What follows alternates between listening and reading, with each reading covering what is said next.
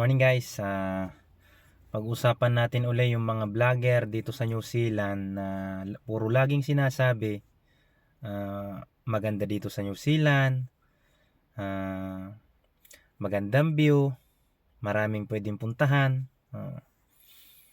para maaliw yung katawan natin, mga mata natin sa kapaligiran, tapos para tanggal stress daw. Yan. Tama nga naman mga pinagsasabi nila. Ang kaso nga lang guys, hindi nila sinasabi na malalayo, hassle din kung minsan. Marami nga magandang puntahan. Ang kaso hindi nila pinapaliwanag sa mga content nila na yun nga, masyadong mahaba ang biyahe, abutin ka ng ilang oras ang pag-drive.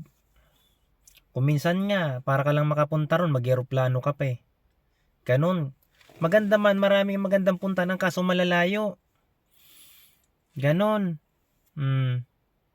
Kaya umayos naman kayo ha. Ayusin yung pagbablog nyo, okay? Huwag ganon. Kasabihin, tabi-tabi lang yung mga pinupuntan natin. Ayun, di ma. Ayusin nyo na sa susunod ha. Sige na, bye-bye. Susunod ulit.